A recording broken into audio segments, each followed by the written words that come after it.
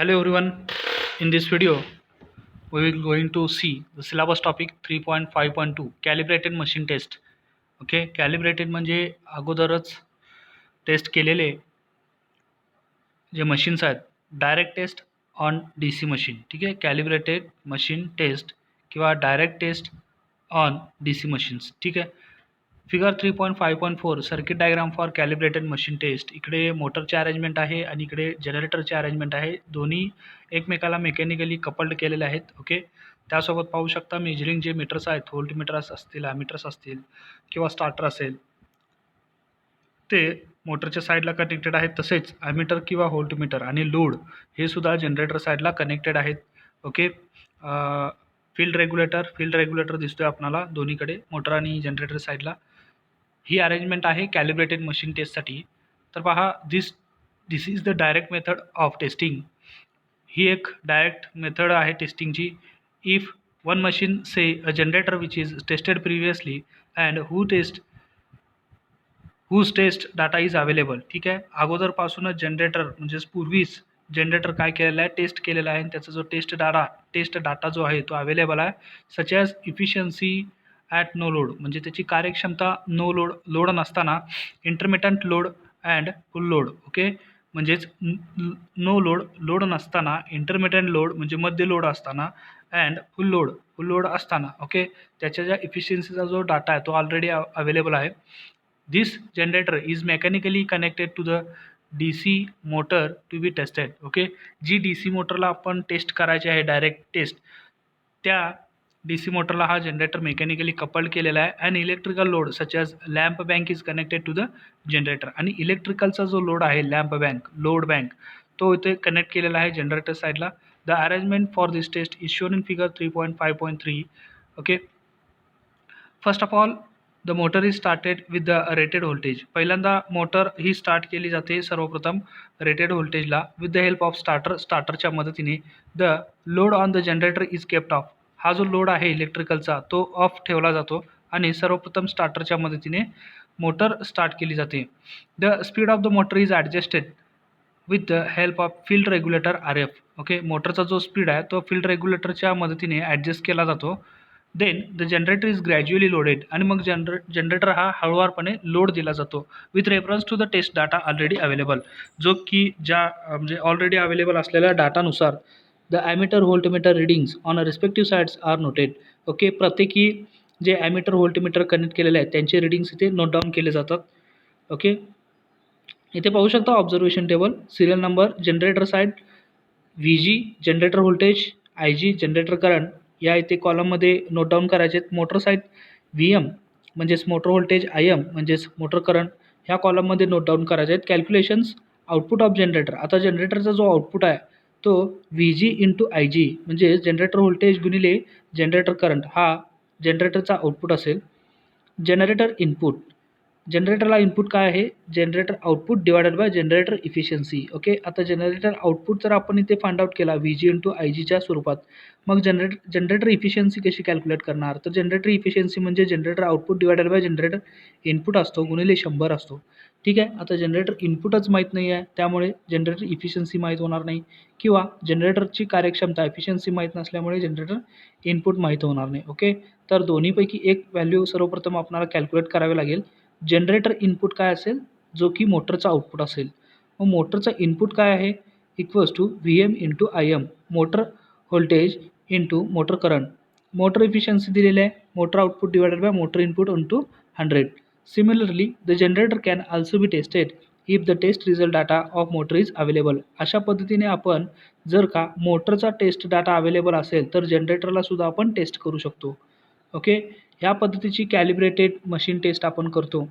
Syllabus topic 3.5.3 Swinburne's test, no load indirect method. Okay, no load indirect method, Swinburne's test. It is the indirect method of testing a DC shunt or compound motor. Okay, ही एक indirect method आहे चाचणी करण्याची DC shunt or compound मोटरला. Okay, in this test the machine is not loaded actually but the machine is run at no load. ठीक आहे, या टेस्टमध्ये मशीनला आपण ॲक्च्युअली लोड करत नाही, परंतु but the machine is run at no load. Okay, मशीनला आपण नो लोडमध्ये फिरवतो. Very large capacity machines which cannot be tested with actual loading can be tested by this method. Okay, अतिशय मोठ्या कॅपॅसिटीचे मशीन जे असतील की ज्यांना आपण ॲक्च्युअल लोड देऊन टेस्ट करू शकत नाही, अशा जास्त कॅपॅसिटीचे मशीन्स या पद्धतीने आपण टेस्ट करतो. And it's performance characteristic is determined, आणि त्याचे जे परफॉर्मन्स गुणधर्म आहेत, ओके, कामगिरीचे जे गुणधर्म आहेत ते आपण डिटरमाइन करतो, शोधतो by using the data obtained from such taste. Okay, अशा टेस्टमधून जो डाटा मिळतोय त्याच्यावरून. Losses and efficiency can be found at desired load bye calculations. ह्याच्यावरती जे लॉसेस होणार आहेत किंवा इफिशियन्सी जी आहे, कार्यक्षमता जी आहे, ते आपण फाइंड आउट करतो, कॅन बी फाइंड आउट करू शकतो at a desired load by calculation. Okay, this test is also called as no load test or light run test. या टेस्टला आपण नो लोड टेस्ट किंवा लाईट रन टेस्ट असं सुद्धा म्हणतो. Advantages of Swinburne's test. आता स्विमबर्न टेस्टचे म्हणजेच इनडायरेक्ट टेस्ट मेथडचे ॲडव्हान्टेज काय आहेत, फायदे काय आहेत? Suitable for high capacity machine which otherwise can not be tested with actual loading. Okay, अशा मशीनसाठी उपयुक्त आहे की जिथे आपण ॲक्च्युअल लोडिंग देऊन मशीनला टेस्ट करू शकत नाही. Less time is required for testing. कमी टाईम लागतो टेस्टिंगसाठी. Energy is saved in testing. या टेस्टिंगमध्ये एनर्जीची बचत होते. As energy lost during testing is much less. Okay, टेस्टिंगमध्ये जी एनर्जी लॉस्ट होते ते अतिशय छोटी आहे, लहान आहे. Therefore excessive heat is not produced. म्हणून अतिशय उष्णता किंवा हीट तिथं त्याच्यामध्ये प्रोड्यूस होत नाही. As it is the case of testing.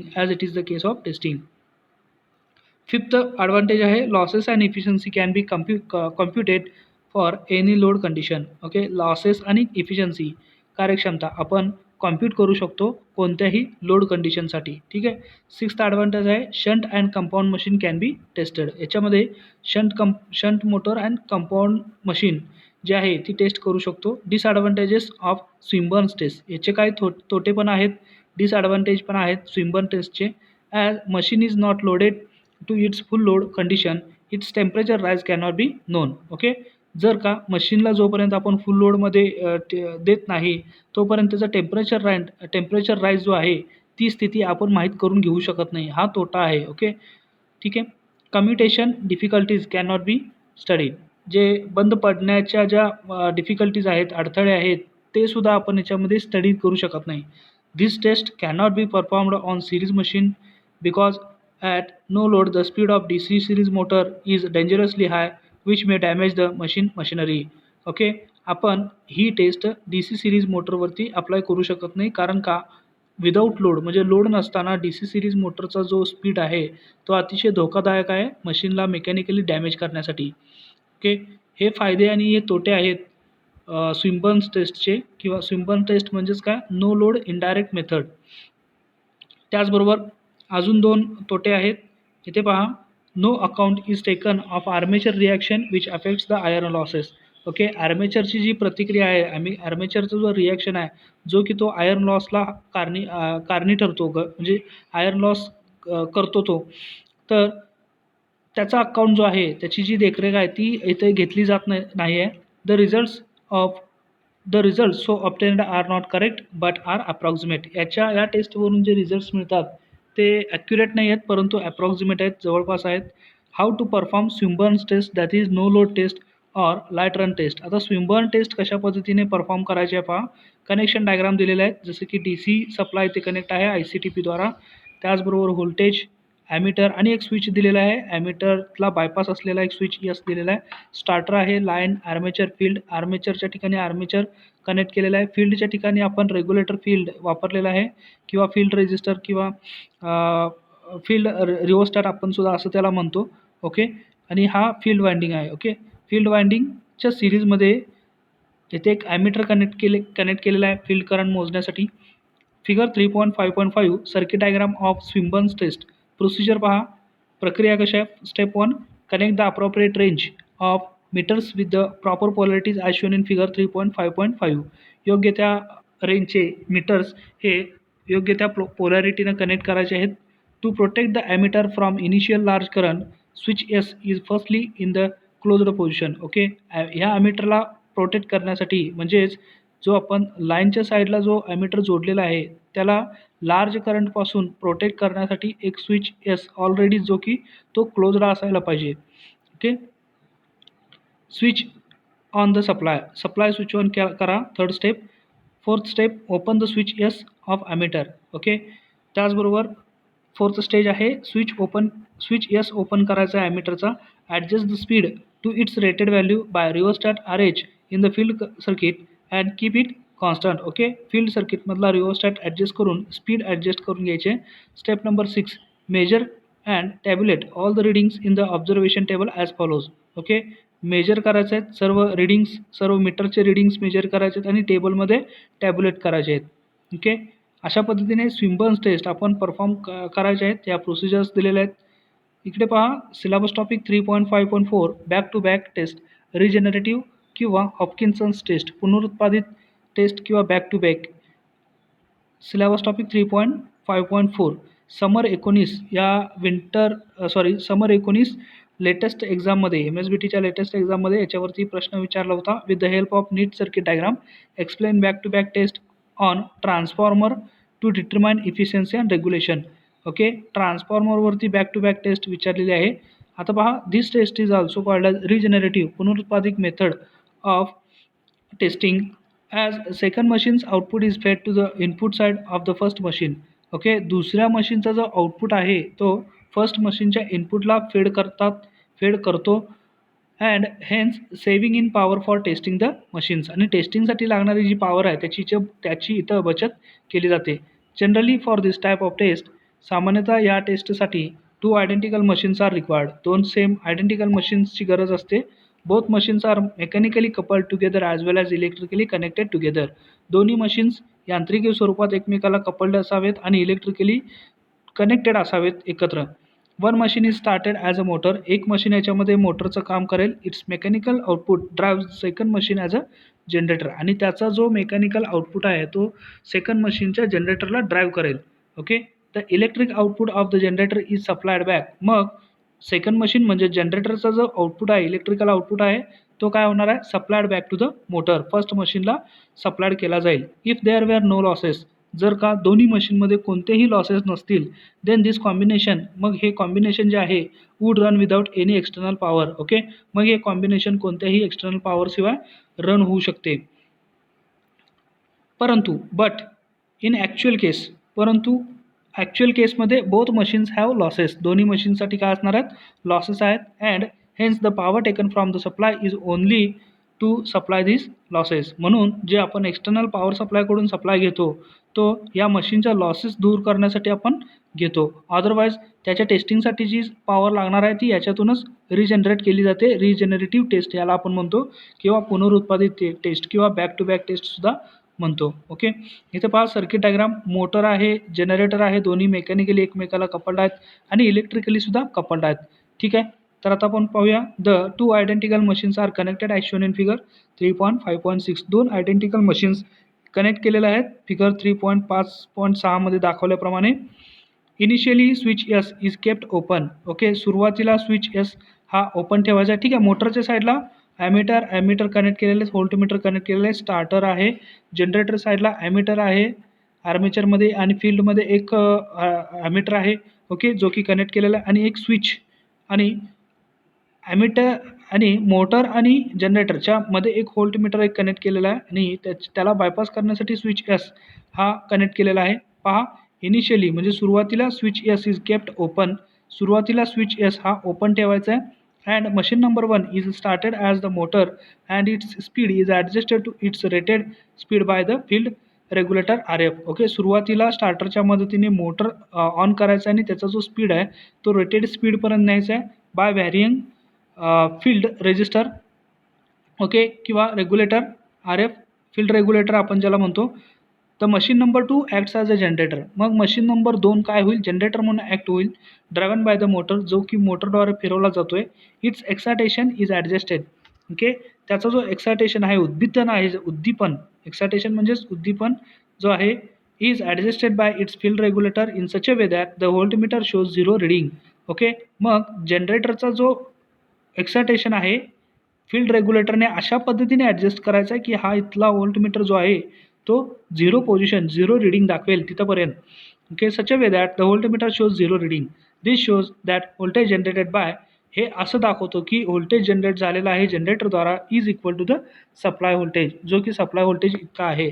At this stage the generator floats on the bus bar when switch S is closed. Okay, अशा स्थितीला जनरेटर काय होतो, तरंगतो. जनरेटर फ्लोट होतो on the bus बारवरती Wien switch S is closed, ज्यावेळी switch S close करतो त्यावेळी. Okay, ठीक आहे. पहा, म्हणजे स्विच एस केव्हा क्लोज करायचा आहे, केव्हा बंद करायचं आहे, ज्यावेळी हा व्होल्टमीटर 0 रीडिंग दाखवत नाही तोपर्यंत. म्हणजेच काय की जनरेटर हा बस बारवरती फ्लोट झालेला आहे, अशी ज्यावेळी होते कंडिशन त्यावेळी हा स्विच एस क्लोज करायचा आहे. The generator will not supply any power. मग जनरेटर कोणताही पॉवर सप्लाय करत नाही आहे. The power taken from the supply is used to meet with the no load losses of both the machines. Okay, मग आपण सप्लायकडून जी power घेतो ती no load लॉसेसचे, दोन्ही मशीनचे नो लोड लॉसेस म्हणजे दूर करण्यासाठी किंवा त्याची पूर्तता करण्यासाठी आपण काय करतो, सप्लायकडून पॉवर घेतो. To load the machines the excitation of the generator is increased with increase in generator EMF, which becomes more than supply voltage, and the generator gives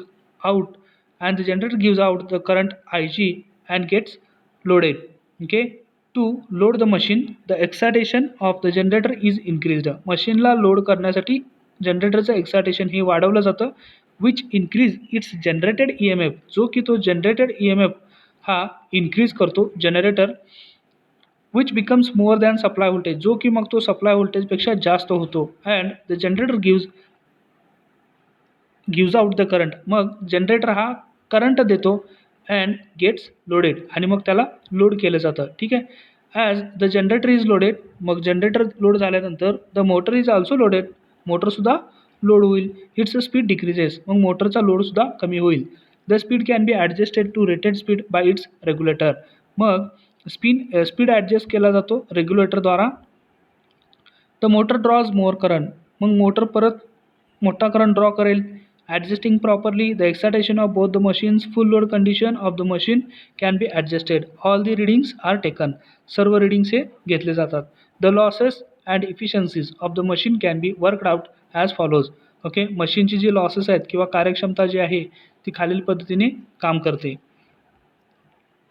इथं पहा, both machines are separately excited. समजा both the machines are separately excited आहेत, separately त्याचं उद्दीपन केलेलं आहे.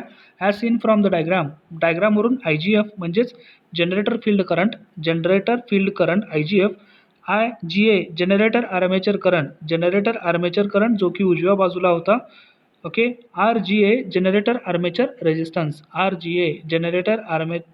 Resistance, IMF motor field current, IMA motor armature current, RMA motor armature resistance. Therefore generator field copper loss V into IGF.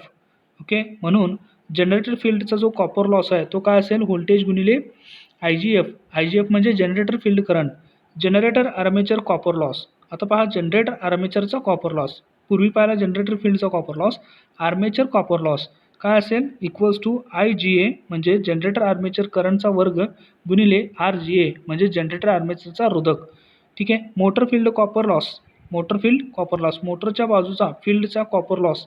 Okay, equals to voltage into IMF म्हणजे motor field current, motor armature copper loss, मोटरच्या आर्मेचरचा copper loss काय असेल, equals to IMA bracket square into RMA म्हणजे motor armature करंटचा वर्ग गुणिले RMA म्हणजे मोटर आर्मेचरचा रोधक. Input from the supply to the set, या सेटला सप्लायकडून होणारा इनपुट काय असेल, equals to V into I plus V IGF plus V IMF. ठीक आहे. V इंटू I हा सप्लाय व्होल्टेज आहे प्लस V इंटू IGF म्हणजेच इथे पहा V into IGF generator field copper loss plus V into IMF. Okay, motor field copper loss. ठीक आहे. अशा पद्धतीने हा टोटल सप्लाय काय होतो, सप्लायड होतो सेटला. Losses in the set is the sum of field copper losses. आता याच्यामध्ये लॉसेस जे होतात ते कशाची बेरीज आहे, field copper loss armature copper loss and stray loss. Stray loss म्हणजे स्थिर loss of both generator and motor. दोन्ही जनरेटर आणि मोटरचे हे जे लॉसेस आहेत हे टोटल लॉसेस असणार आहेत या सेटमध्ये. Okay. Equating input to the set equals to losses of the both machine. ठीक आहे. याची बरोबरी केली असता म्हणजेच इनपुट टू सेटला जो इनपुट देतो आहे आपण तो equals to losses of both the machines. ठीक आहे. Input from the supply to the set V into I plus V I G F plus V I M F. हे समीकरण बरोबर लॉसेस ऑफ बोथ द मशीन्स याची बरोबरी केली असता आपल्याला काय मिळेल पहा इथं पहा. Therefore V into I plus V into I G F plus V into I M F equals to V I G F plus I G A square into R G A plus V I M F plus I M A bracket square I M A square into R M A plus 2 stray losses. आता इथं stray losses 2 का घेतलेत, एक motor साईडचा आणि एक generator साईडचा. ठीक आहे. Therefore stray constant. स्ट्रे म्हणजेच constant loss of each machine. प्रत्येक मशीनचा कॉन्स्टंट लॉस. ठीक आहे. V into I plus I G A square R G A minus I M A square R M A divided by 2 equals to WC. WC is a stray loss of each machine. Okay. जो WC आहे तो stray loss आहे. Stray loss म्हणजे स्थिर loss आहे of each machine. Stray loss means mechanical loss and iron loss together. Okay. Stray loss म्हणजेच काय mechanical loss आणि आयर्न लॉस जो आहे एकत्रित होणारा लॉस त्याला आपण स्ट्रे लॉस म्हणतो. This loss is assumed to be constant. ह्या लॉसला आपण कॉन्स्टंटसुद्धा गृहीत धरतो for the machine at all the loads. Okay. मशीनच्या सर्व लोड कंडिशनमध्ये. The efficiency of each machine can be found as follows. Okay. मशीनची कार्यक्षमता अशा पद्धतीने आपण फाइंड आउट करू शकतो. फॉर जनरेटरसाठी पहा. जनरेटरसाठी generator output V I G A म्हणजे जनरेटर आर्मेचर करंट गुणिले व्होल्टेज म्हणजे जनरेटर आउटपुट असेल. Generator losses stray loss W C आत्ताच आपण पाहिलं W C plus I G A into R G A. I G A square into R G A. R G A म्हणजे generator armature resistance generator armature करंटचा वर्ग plus V into I G F generator field current गुणिले voltage. ठीक आहे. Generator input पहा equals to output plus losses. Output काय आहे V into I G A voltage गुणिले जनरेटर आर्मेचर करंट आणि लॉसेस काय आहेत W C including stray losses plus I G A square R G A plus V I G F. ठीक आहे. यांची बेरीज घेतली असता तर आपल्याला जनरेटर इनपुट मिळेल. ओके. आउटपुट प्लस लॉसेस म्हणजे जनरेटरचं इनपुट असेल ना. V I G A plus W C plus I G A square R G A plus V into I G F. Efficiency म्हणजेच कार्यक्षमता बरोबर आउटपुट आपण इनपुट. आपल्याकडे आउटपुटसुद्धा आहे इनपुटसुद्धा आहे. मग हा आउटपुटचा फॉर्म्युला व्ही आय जी ए आपण अंशात ठेवायचा आणि छेदात हा जनरेटर इनपुटचा फॉर्म्युला जर आपण ठेवला आणि त्याला गुणिले 100 जर केलं तर जनरेटरची इफिशियन्सी आपल्याला मिळेल. आता मोटरसाठी पहा. मोटरची कार्यक्षमता म्हणजेच इफिशियन्सी काय मोटरचं इनपुट माहिती पाहिजे मोटरचं आउटपुट माहिती पाहिजे. ओके. मग त्याच्यामध्ये लॉसेस हा एक पार्ट आहे तो सुद्धा माहीत पाहिजे. Motor input equals to V I M A म्हणजेच व्होल्टेज गुणिले motor armature current plus voltage into motor armature current motor field current. Okay. V I M A plus V I M F. हे झालं मोटरचं input. मग मोटरचे losses कोणते आहेत W C म्हणजेच stray loss plus I M A square into R M A plus V I M F म्हणजेच motor field current गुणिले voltage. But I M A म्हणजेच motor armature current equals to I plus I G A असा आहे. Motor output equals to input minus losses. ठीक आहे. आता motor output काय असेल इनपुट मायनस लॉसेस. ओके. आता पहा मोटर आउटपुट काय आहे इनपुट जो देतो आहे त्याच्यातून लॉसेस मायनस करायचे. ठीक आहे. मग पहा V into I M A plus V I M F minus हे झाले input V I M A plus V into I M F हे झाले इनपुट मायनस लॉसेस काय आहेत डब्ल्यू सी. आता सुरुवातीला मायनस चिन्ह आलं की सगळीकडचे आतील चिन्ह हे काय होतील बदलतील. प्लस असेल तर मायनस होईल प्लस असेल तर मायनस होईल. Minus W C minus I M A square R M A minus V into I M F. ठीक आहे. V into I M A minus W C minus I M A square R M A. अशा पद्धतीने efficiency of motor आपण output divided by input हा formula use करून output जो आलेला आहे म्हणजेच हा V I M A minus W C minus I M A square into R M A V into I M A minus W C minus I M A square into R M A divided by V into I M A plus V into I M F. ठीक आहे. अशा पद्धतीने मोटरची सुद्धा आपण कार्यक्षमता efficiency calculate करू शकतो. नोट सूचना आहे, instead of using the formula the student are advisable to draw the circuit diagram and solve the problems from the given data step by step. Following solved examples will clear the ideas. Okay, खालील काही examples आहेत की ते वरील idea clear करतात. Okay, syllabus topic 3.5.5 comparison of this three tests. आता 3 टेस्टचा comparison. Okay, इथं पहा सिरियल नंबर कॉलम नंबर 1मध्ये, column number 2मध्ये point of comparison कोणकोणत्या पॉईंटचं कंपॅरिझन दिलेलं आहे. स्विमबर्न्स टेस्ट, ज्याला की आपण इनडायरेक्ट टेस्ट किंवा नो लोड टेस्ट सुद्धा म्हणतो. ब्रेक टेस्ट, जो की डायरेक्ट टेस्ट आहे. Hopkinson's test, it is the indirect back to back or regenerative test. Hopkinson's test म्हणजेच काय, पुनरुत्पादित टेस्ट. हे झालं पहिलं पॉईंट. लोडिंग मेथड कशी आहे पहा. Loading method, first parameter point of comparison loading method. It is a no load indirect test. Swinburne's test कशी आहे, no load indirect test. Brake test कशी आहे, it is a direct load test. Okay, Hopkinson's test, it is an indirect back to back or regenerative test. Hopkinson's back to back regenerative. Swinburne's no load indirect. Brake test direct load test. ठीक आहे. Second point of comparison, power required in स्विमबर्न्समध्ये small equal to no load losses. Okay, power याच्यामध्ये कमी लागते स्विमबर्न taste perform करण्यासाठी, म्हणजेच indirect taste perform करण्यासाठी. आता ब्रेक टेस्टमध्ये पहा, more equal to output plus losses. Okay, output plus losses, जितकी पॉवर लागते तेवढीच पॉवर इथे लागते ब्रेक टेस्ट किंवा डायरेक्ट टेस्ट परफॉर्म करण्यासाठी. थर्ड आहे हॉपकिन्सन्स टेस्ट, मीडियम. ओके, मध्य पॉवर लागते. Some power is feedback from generator. Okay, काही पॉवर ही जनरेटर काढून परत मोटरला दिली जाते बॅक टू बॅक टेस्ट असल्याने. ठीक आहे. Third point of comparison, suitability. Suitability म्हणजे योग्यता. Suitable for shunt machine and large capacity machines. Okay, जो स्विमबर्न टेस्ट आहे किंवा इनडायरेक्ट टेस्ट आहे ती योग्य आहे कोणाला, for shunt machine and large capacity machine. Okay, shunt machine म्हणजेच पॅरलल मोटरसाठी आणि सर्व जास्त कॅपॅसिटीच्या मशीनसाठी ही उपयुक्तता आहे. ब्रेक टेस्ट पहा, suitable for small machine up to 5 kilowatt capacity. Okay, brake test ही फक्त 5 किलोवॅटच्या कॅपॅसिटीपर्यंतच्या मशीनला उपयोगाची आहे. हॉपकिन्सन्स टेस्ट किंवा regenerative test, suitable for 2 identical small medium big machines. Okay, ही टेस्ट कोणासाठी योग्यतेची आहे, 2 आयडेंटिकल किंवा मीडियम, स्मॉल किंवा मीडियम किंवा मोठ्या मशीनसाठी, परंतु ते आयडेंटिकल हवेत. Fourth point of comparison, commutation. Swinburne टेस्टमध्ये can not be observed as machine runs on no load. Commutation याच्यामध्ये ऑब्झर्व केला जात नाही, म्हणजे बंद पडण्याची प्रक्रिया, कारण तो नो लोडवरती आपण ऑपरेट करतो आहे, कोणताही लोड नसताना. ब्रेक टेस्टमध्ये पहा, कॅन बी ऑब्झर्वड, याच्यामध्ये कम्युटेशन म्हणजेच बंद पडण्याची क्रिया, कम्युटेशन याच्यामध्ये आपण ऑब्झर्व करू शकतो as machine is fully loaded, कारण का मशीन आपण फुल्ली लोड केलेली आहे.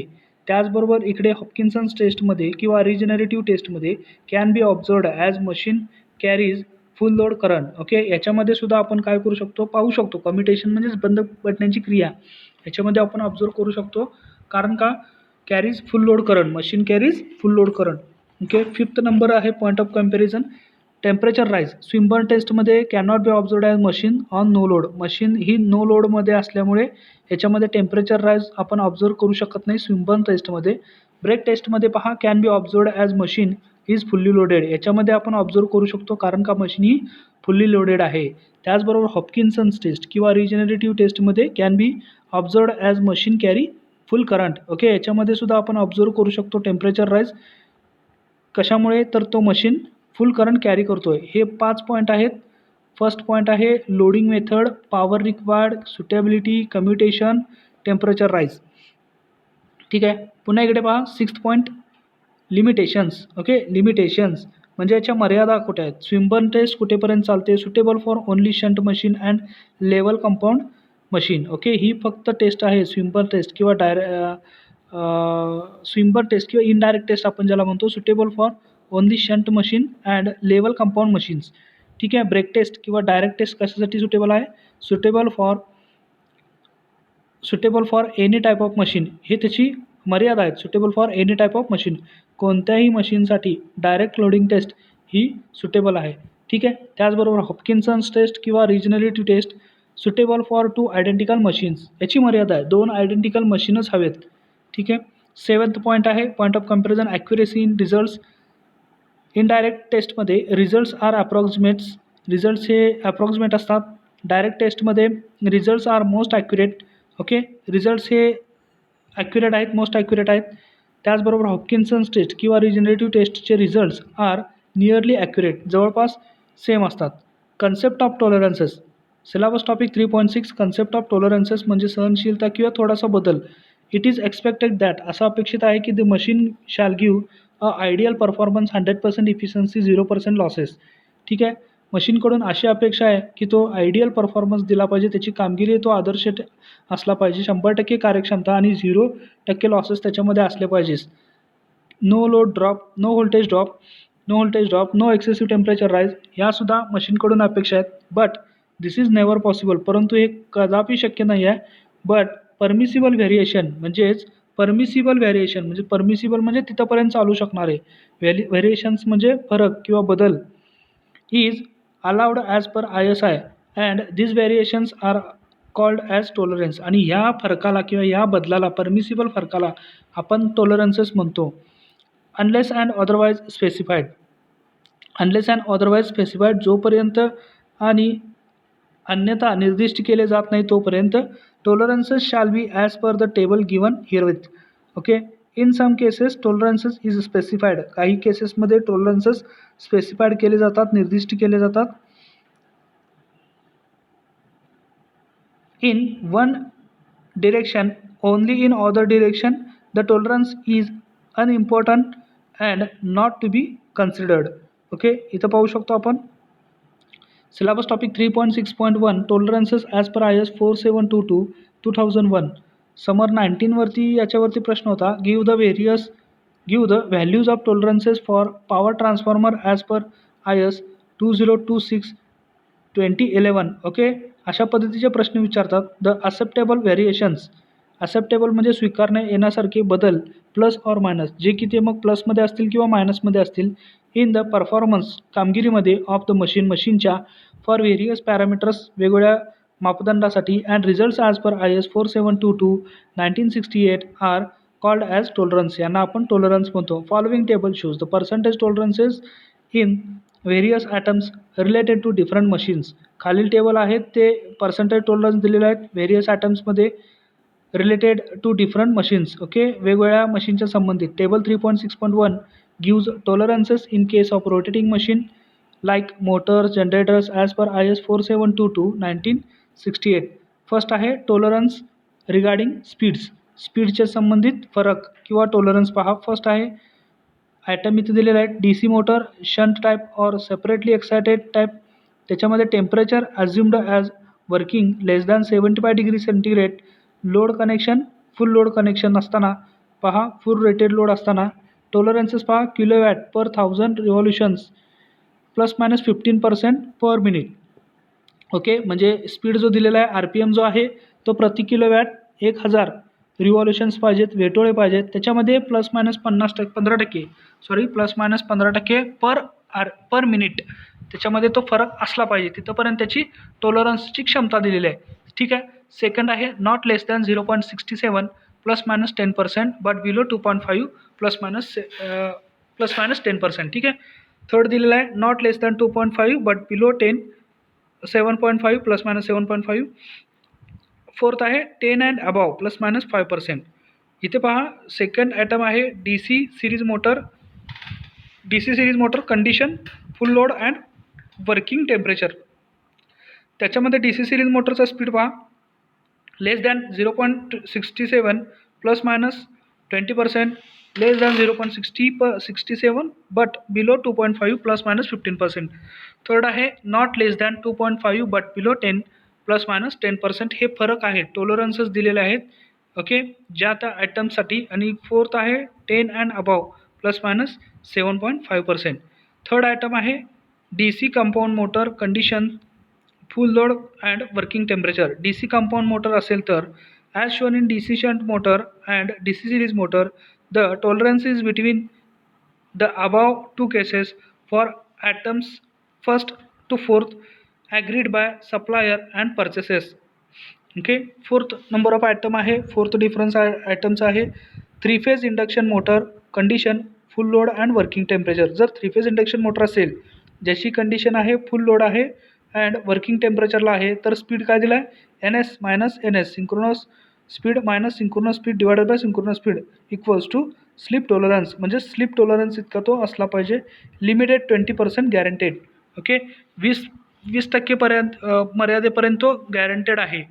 फिफ्थ पॉईंट आहे AC motor with shunt characteristic condition full load and at working temperature plus minus 3% of synchronous plus minus 3% on synchronous speed. Second जो आहे tolerance जो item आहे second item tolerance regarding power factor cos 5. आता power फॅक्टरच्या संबंधित असणारा सहनशीलता किंवा टॉलरन्स किंवा फरक आपण ज्याला म्हणू. Serial number first item all types of induction motor single फेजमध्ये -1/6 म्हणजेच 1 मायनस कॉस 5 हा पॉवर फॅक्टर टॉलरन्स असला तरी चालतो. ओके, थ्री फेजमध्ये पहा स्क्विरल केज आणि बाउंड रोटर टाईपमध्ये. स्क्विरल केजसाठी मिनिमम 0.02 अँड मॅक्झिमम 0.07. थर्ड आहे टॉलरन्स रिगार्डिंग इफिशियन्सी कार्यक्षमतेचा चालणारा फरक. ओके, कार्यक्षमतेवरती tolerance regarding efficiency eta. All types of machine सर्व प्रकारच्या मशीन्समध्ये by summation method. Okay, machine up to 50 kilowatt capacity. Okay, 50 किलोवॅटच्या कॅपॅसिटीपर्यंतच्या मशीनबद्दल 15% ऑफ 1 मायनस इफिशियन्सी. ओके, 1 वजा इफिशियन्सीच्या 15% इतका त्याच्यामध्ये टॉलरन्स चालतो. Machines above 50 kilowatt capacity. Machine जे आहेत 50 किलोवॅटच्या वरचे कॅपॅसिटी जे मशीन्स आहेत त्याच्यामध्ये 10% ऑफ 1 मायनस इफिशियन्सी म्हणजे 1 मायनस इफिशियन्सीच्या 10% तितका टॉलरन्स त्याच्यामध्ये चालतो. By direct loading method. Second आहे by direct loading method input output test. Okay, plus 10% total losses. ठीक आहे, डायरेक्ट लोडिंग घेत असताना डायरेक्ट लोडिंग मेथडमध्ये इफिशियन्सीचा टॉलरन्स किती चालतो input output test plus 10% total loss. Okay, D पहा टॉलरन्स रिगार्डिंग लॉसेस. ठीक आहे, लॉसेसच्या संबंधीचा tolerance all types of machine above 50 kilowatt capacity. Okay, 50 kilowatt कॅपॅसिटीच्या वरचे सर्व मशीन्स प्लस 10% ऑफ टोटल लॉसच्या 10% इतका त्याच्यामध्ये लॉस चालतो म्हणजेच टॉलरन्स आहे तो. Tolerance regarding pull out torque. Okay, tolerance regarding pull out torque म्हणजे चक्राकार गती निर्माण करणारी शक्ती. ठीक आहे, त्याच्यामध्ये बदल किती चालतो टॉलरन्स किती आहे पहा. First all types of induction motor सर्व प्रकारच्या इंडक्शन मोटरमध्ये 10% of guaranteed torque but afterwards no less than 1.6 to 1.5 times rated torque. Okay, 10% सुरुवातीला त्याच्यामध्ये गॅरंटेड फरक लागतो परंतु afterwards not less than 1.6 to 1.5 times 1.6 ते 1.5 वेळा रेटेड टॉर्कच्या त्याच्यामध्ये फरक कमी नसायला हवा. नॉट लेस दॅन म्हटलं आहे. ठीक आहे, सेकंड आहे synchronous motor 10% of guaranteed torque. 10%चा गॅरंटेड टॉर्क त्याच्यामध्ये बदल चालतो but afterwards not less than 1.5 to 1.35 times rated torque. Okay, synchronous मोटरच्या बाबतीत. ठीक आहे, एफ आहे tolerance regarding breakaway torque. Okay, tolerance regarding breakaway torque. Breakaway म्हणजे जिथून तो स्टॉप झाला होता तिथून पुन्हा सुरुवात होणे. ब्रेकअवे टॉर्क इंडक्शन मोटर्समध्ये पहा 15% to plus 20% plus 25% of guaranteed torque. ठीक आहे, सिंक्रोनस मोटरमध्ये 15% to plus 25% of guaranteed torque regarding breakaway starting current. Tolerance regarding breakaway starting current. Induction मोटरमध्ये plus 20% of guaranteed starting current with no lower limits. Synchronous मोटरमध्ये plus 20% of guaranteed starting current with no lower limits. Tolerance regarding short circuit current. आता short circuit करंटच्या बाबतीत tolerance म्हणजेच फरक किती असू शकतो पहा, किती असायला पाहिजे. फर्स्ट आहे AC generator synchronous generator. Short circuit जर होत असेल शॉर्ट सर्किट करंट जर असेल तर तिथे AC जनरेटर सिंक्रोनस जनरेटरमध्ये. ओके, पहा फर्स्ट ॲट स्पेसिफाईड एक्सायटेशन म्हणजे जो निर्दिष्ट केलेला उत्पादन आहे plus 15% of guaranteed value. Okay, guaranteed व्हॅल्यूच्या प्लस 15% त्याच्यामध्ये टॉलरन्स चालतो शॉर्ट सर्किट करंटच्या इथे. सेकंड आहे प्लस 30% पीक व्हॅल्यू. ओके, आहे टॉलरन्स रिगार्डिंग व्होल्टेज रेग्युलेशनच्या बाबतीतला किंवा तो व्होल्टेज रेग्युलेशनच्या संबंधित असणारा टॉलरन्स किती आहे? DC generators shunt separately excited +-20% of guaranteed regulation. Okay. त्याचबरोबर कंपाऊंड जनरेटर्समध्ये +-20% of guaranteed with regulation minimum of +-3%. जे पहा tolerance regarding moment of inertia. तर मोटरचा मोमेंट ऑफ इनर्शियाच्या संबंधित असणारा टॉलरन्स ऑल टाईप्स सर्व प्रकारच्या मशीन्समध्ये +-10% ऑफ गॅरंटेड व्हॅल्यू +-10% गॅरंटेड व्हॅल्यूच्या. ठीक आहे. के values of tolerance for power transformer as per IS 2026-2011. Okay. Values of tolerances for power ट्रान्सफॉर्मरच्या बाबतीतला ॲज पर ISचा 2026-2011चा टॉलरन्स पहा. Serial number 1 item no load current. Okay. Power ट्रान्सफॉर्मरच्या बाबतीत टॉलरन्स किती आहे? +30% of declared value. Okay. 2 iron losses +10%. 3 copper losses +10%. 4 total losses +20%. 5 आहे रेटेड व्होल्टेज रेशो +-0.05%. 6 आहे impedance voltage at rated current +-10%. अशा पद्धतीने टॉलरन्स आहेत. ओके. नेक्स्ट लेक्चरमध्ये आपण सिलेबस टॉपिक 3.7 जो testing of 3 phase induction motor आहे तो पाहणार आहोत.